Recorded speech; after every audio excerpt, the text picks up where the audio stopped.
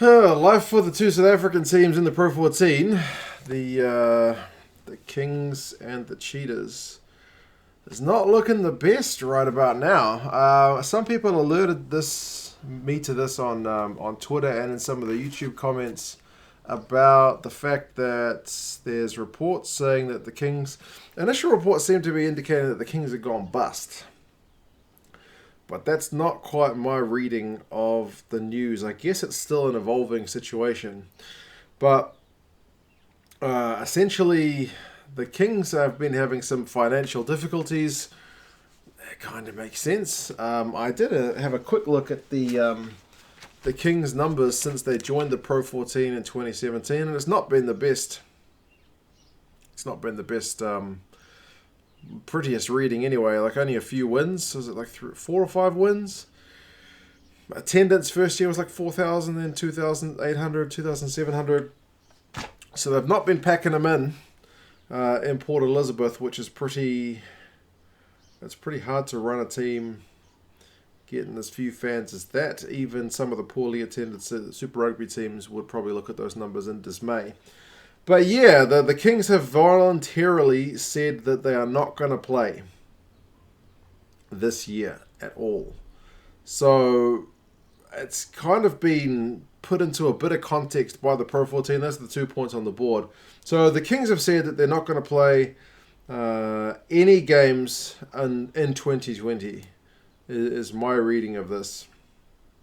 So there has been talk that there will be some kind of like domestic competition organised in South Africa. But from what I'm reading from the Kings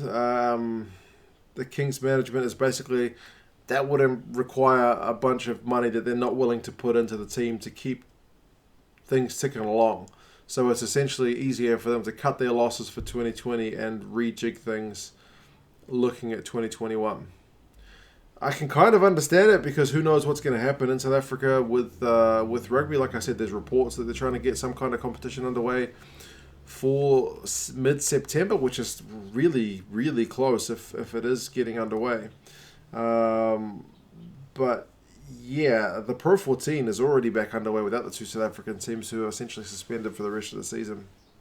But yeah, the fact that the Kings aren't going to be doing anything is the big news. And how this works for the Pro 14 next year is also one that remains to be seen. The Pro 14 is kind of quick to come out and say, look, we're not going back to Pro 12. This doesn't mean we're cutting the South African teams. All this means is they can't come back until 2021, likely when the travel restrictions are eased.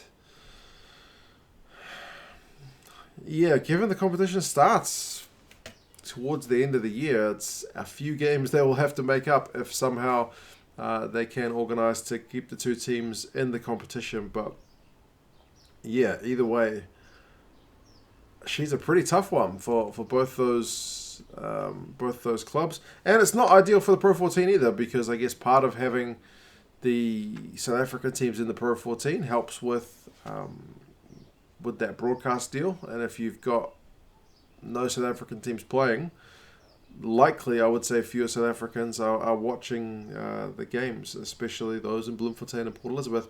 It's especially sad as well when you look at some of the guys from Port Elizabeth. You like to think that there'd be a team there. Likewise, Bloemfontein, they've both been the home to plenty of great players. But yeah, I mean, Sia Khalees is obviously the main example from Port Elizabeth anyway.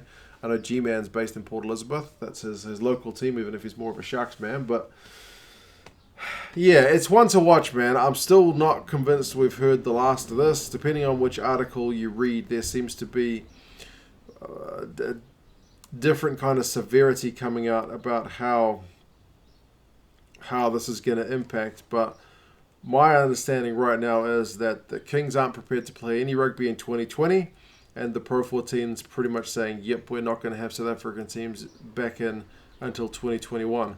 Whether that means they forfeit the entire next season to resume at the end of 2021, or whether they can get some kind of late start into 2021,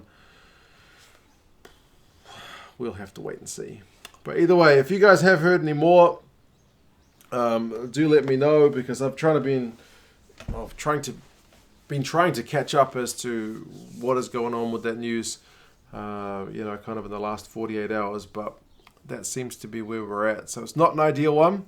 I'm still kind of knocking on wood that we can get some kind of rugby in South Africa underway before the end of the year. If they can do somehow like what the American sports are doing with the teams playing essentially in their bubbles in grounds with no fans, I think we'd take it.